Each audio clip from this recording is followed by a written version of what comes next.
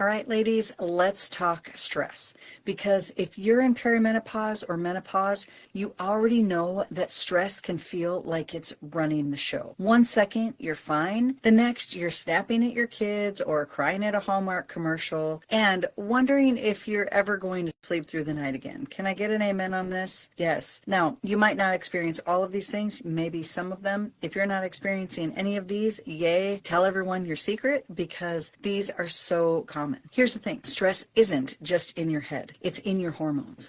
And during perimenopause, your body is already doing the hormonal hokey pokey. So that extra layer of stress, well, it's really not helping. All right. So I don't know if you think this is a deep topic tonight, but something that I'm sure hits home for many of you. I don't want to just sit here and talk about the problem with you, right? Because yes, we could sit here and lament about all of the different things that we experience and how frustrating that is. But what we really want to do is talk about solutions. And little spoiler alert, you don't have to have a total life overhaul. It's really about those simple, sustainable, hormone-friendly habits that give your body the support that it's begging for. So let's start with nutrition. And for those that are here live, awesome. If you are watching this on a replay, that's great too. Definitely put comments in down below or, let me know that you're here, raise that hand and just say a quick hello. When we start with nutrition, what we put on our fork is either helping our hormones or hijacking them. Now, I'm not saying we have to be perfect all the time. I'm not either. I like to have splurges, especially if I'm going away somewhere, something like that, or out to dinner once in a while. We need to be able to live life too and not be so overly strict that we feel like we can't even go out to dinner with friends. But stress and poor nutrition together, well, it's kind of like putting gasoline on a bonfire. It's something that can throw us off. So I want to give you just a couple of quick wins that you can start with right now. Number one is hydration. And I know you've heard me say this before, and please hear me again. Water is your hormones' best friend. You want to aim for at least half your body weight in ounces per day. Okay, so do a quick calculation there. What's half your body weight? And that's how many ounces. I know the standard recommendation is 8-ounce cups, which would be about 64 ounces, but that might not be enough for some people, or it might be too much for others. Now, what we want to do is we want to add in a little pinch of mineral-rich sea salt or a squeeze of lemon into our water. Now, you can do this right away in the morning, making sure that you get enough minerals. Again, it's just a little pinch. It shouldn't taste like you're swimming in the ocean or something like that and getting the salty ocean water in your mouth. Your body's really going to thank you for these things because the fresh squeeze of lemon also provides antioxidants and some vitamin C, which is an antioxidant, and can really help to get your digestive system going as well.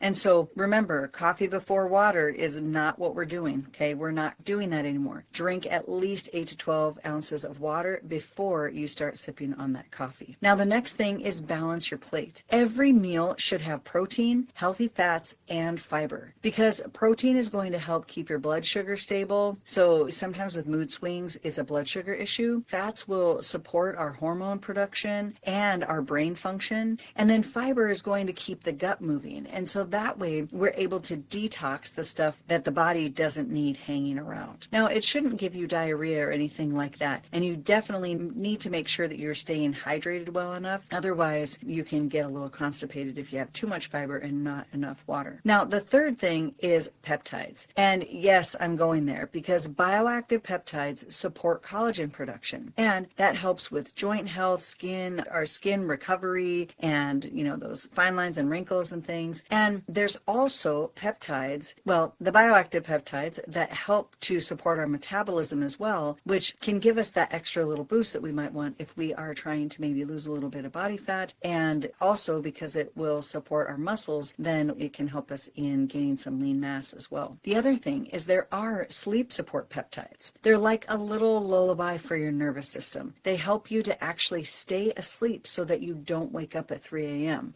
and then you're just laying there staring at the ceiling fan. The other thing is that with the peptides, because they help the body to work naturally in the way that it's meant to, then we're not replacing something like melatonin, which can be a little bit dangerous dangerous if we're using melatonin too often and then gradually increasing doses. So we want to have the safest methods and the things that are the most sustainable so that we can help ourselves to be a little more calm, to be able to sleep better. And think about that. Who wouldn't love a full night's sleep and wake up feeling rejuvenated? Now, I will say that I take peptides on a daily basis and I do sleep really well. And I even have sleep apnea. And so I do use a CPAP machine.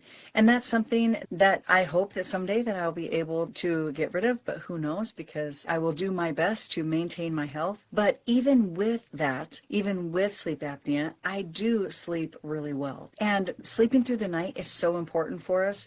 And so just something to think about, those different methods that you have. I also want to give you some other encouragement too, that stress is real. But you know what else is real? God's peace. In John 14:27, it says, "Peace I leave with you, my peace I give you." We don't even have to ask for it. It's a promise from God. We don't have to live in survival mode because we're meant to thrive and we already have his peace. It's a matter of us being able to accept that peace and to be able to sit in that and say, yes, there might be these things going on around me, but I can feel God's peace within me. Now, thinking of all these topics here of just stress and nutrition and everything, I've created 2 resources just for you. One is my perimenopause and menopause nutrition guide, and that's really to help you fully understand what your body needs during this season. It has recipes and great pictures of what the recipes should look like and all these different types of nutrients that are so beneficial